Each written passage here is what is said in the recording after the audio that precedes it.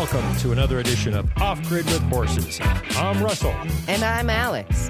Russell and I are going to share true life adventures of our lives with horses on our Colorado mountain ranch. We live way off grid at 9,300 feet above sea level, high in the Colorado Rockies. Where the air is thin. But the breathing is easy. And life is hard. But the living is good.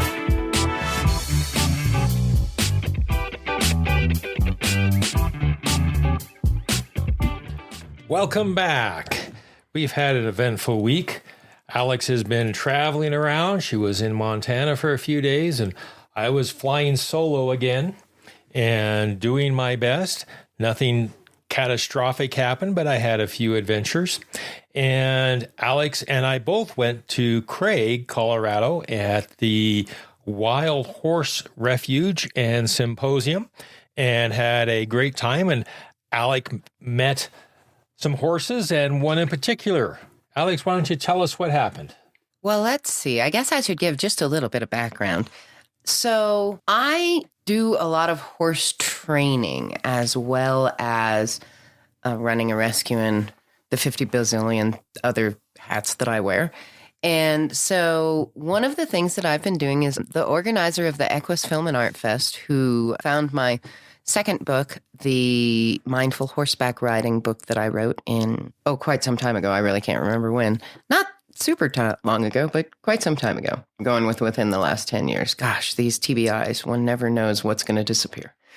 Anyway, and so I found this organization. They actually came up to me and said, "Oh my gosh, we love your book. Please enter it in our book awards competition." And so ever since I've been organized with them.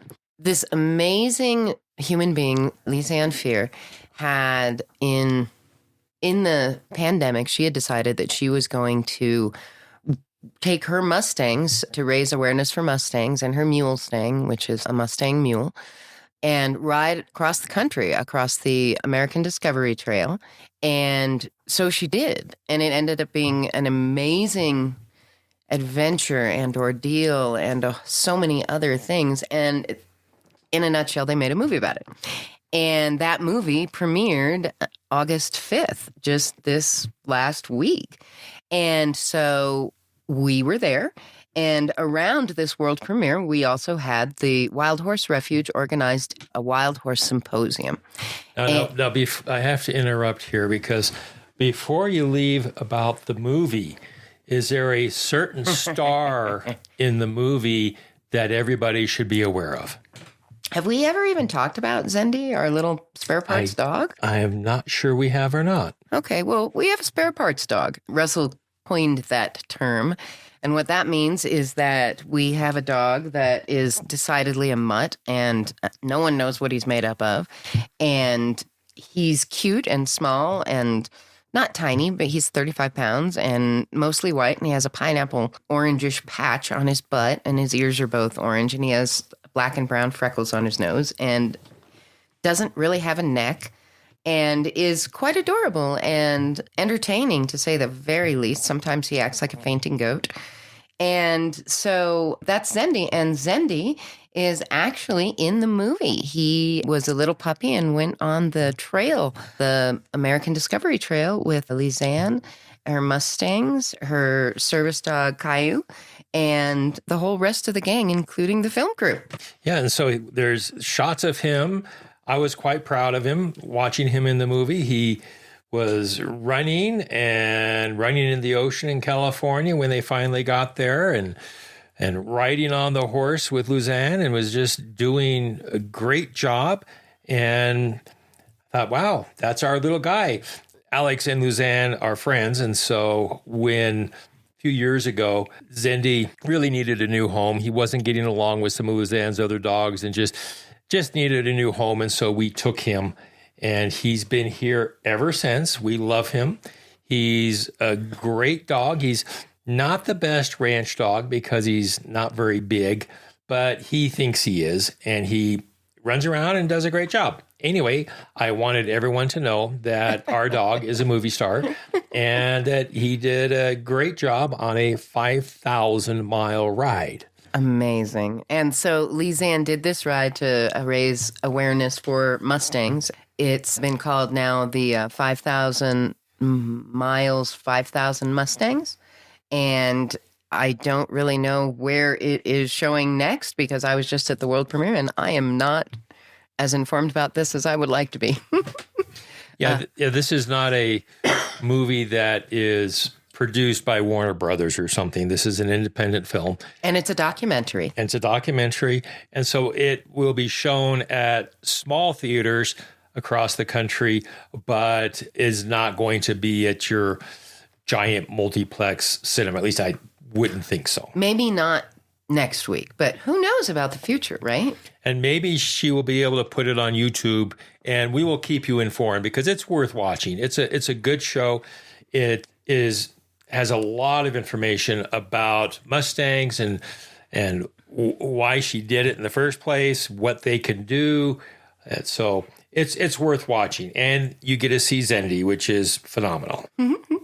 I haven't actually verbalized this to anybody yet, so let's just verbalize it to everybody all at once. So if you've ever seen the movie Unbranded with those guys who took their Mustangs across the country and one of them ended up dying and one of them ended up not the person, unfortunately, the Mustang, and one of them ended up hurt pretty badly, and there was just a lot of guy-type drama in it. This is like the girl version of Unbranded, to be honest, and it's just, I liked Unbranded, but this is just so much better. If you get the chance, 5,000 miles for 5,000 Mustangs. It's a great documentary. So what else happened besides watching the movie at the Wild Horse Symposium in Craig, Colorado this past? Well, one of the symposium included a whole bunch of fun stuff. The film festival was actually in Steamboat Springs. And so there was a lot of driving back and forth between Steamboat. All the daytime events were at the symposium in Craig, and all of the evening events were all at the theater. And so there were panels and movies. And we saw what I thought was a beautifully done movie. Let's see if I can remember what it was called. Dance of the Wild. Also a phenomenal film. I'm not going to go into that one, though, but it was absolutely outstanding. Anyway, lots of fun things going on down there. Russell was on an amazing panel there. I'm not going to go into that. If he wants to, he can. And some of the other stuff included horse training demonstrations. So there were, the number's probably exactly wrong, but there were about 20 horses. Many of them had gone to foster homes. They're wild horses that people had taken on 2 to 3 months, I believe it was, before the symposium occurred. And so they were able to do some extensive training with their horses. And then one of the things that I do, and the reason I mentioned the Equus Film and Art Fest, is this Mustang Discovery Ride actually spawned what were the Mustang Summits, which of what now have become the Wild Horse Summits. And the basic idea of this is that we have a bunch of presentations, panels, and then horse training demonstrations that have been specifically only more recently expanded into the fostering situations. But the Wild Horse Summits have included 3 days in general of 6 or 8 or 4 varying numbers of yearling Mustangs or wild horses that have never been handled with a kind thought before, that have just come out of holding or been rounded up and come off of the reservations because they're come off of the Forest Service land or the BLM HMAs, those are horse management areas. And these horses haven't been handled at all. And they're very young. And so our job as trainers, and we'll have a number of us, a trainer for each horse. And these horses all get a gentle, not a cowboying kind of experience, but a gentle introduction to the world of humans. And then we put them up we have an adoption event. And so what I do as one of these trainers is I go in and I get this particular time, I got about 5 hours over 3 days of working with a yearling Mustang who'd never really been handled before. And he did so amazing. He had, by the end of it, he was snuggling with me, and you'll see a photo on the front of our podcast when you pull it up. That's him. And he got his halter on, and he was starting to learn to be able to move around, and had found by and large that humans, they're okay. We can deal with them. But at this particular event, the dynamic was slightly different. And so many of these horses did not end up going because partially probably because they're wild horses, not BLM horses. They ended up going to a wonderful rescue that had been sponsoring them, really, and taking care of them prior to the event. That is the location they were collected to before they got out to Craig, all in one large group. And that place is called Wild Hearts Haven, and they do a wonderful job.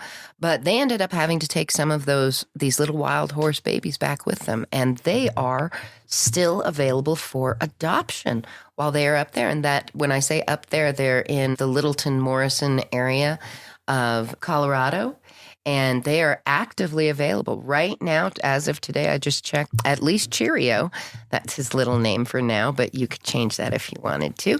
Cheerio's adoption fee is $700. So let me give you a recap of what this is. Alex gets into the kind of the details, but let me give you a recap, because this is really a special event. We do usually several of these a year. This year we may only do the one, but we usually will do a couple of these a year. And so you have baby Mustangs. They're 1 year old. So they're baby Mustangs, wild horses that have never really been touched in a kind way. They have been branded because the BLM puts the brand on their neck. They've been vaccinated and so forth. And to do that, they get shoved in a chute, and then they get thrown into a trailer. And they come to these events. And what we do when we go to these events is Alex has a few hours, just a few hours, to work with this wild Mustang. And during that time, that Mustang, in just that short period of time, that Mustang will go from not wanting to be touched, running away from you, to being loved, being rubbed on, having a halter put on her or him. It's a huge transformation.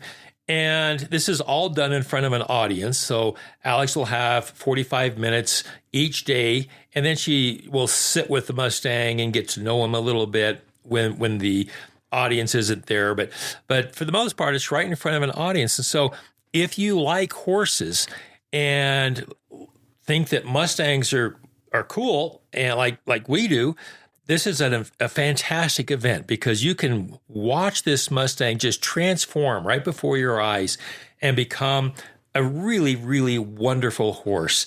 And it's really a sight to behold to see these Mustangs that were once just wild, untrusting, and how these trainers, which Alex is one of, how these trainers work with these horses, and they become gentled and trusting. And they do it without whips. They don't put them in stocks. They don't smack them. They don't hit them. They don't lasso them. It's all very, very gentle and trusting. So it's really an incredible event to behold. And we'll try and keep you informed of when the next one comes up. It may be a while because the summer is closing down. It may be a while. But if you like horses, this is really something worth watching. The trainers, they make it look easy. You know, you look at it and say, that's not a big deal, but it really is a big deal. They make it look very, very simple. And while they're doing it, they explain what they're doing and why they're doing it. They'll say, hey, that horse just took a step, and you may not realize that was a big deal. So the trainer will say, this is a big deal. They just took a step towards me. That shows trust. So that's the Wild Horse Symposium. And we are almost out of time, but go to either Alex Adams on Instagram or go to Off Grid with Horses. We have an Instagram page now, and there'll be some video clips there from the Horse Symposium and other video clips, and check it out. And we would love to hear from you. Contact us at info@offgridwithhorses. That's info at Off Grid with Horses with any comments you may have or something you'd like to hear more about. Thanks a lot. Thank you for listening, and we will talk to you next time.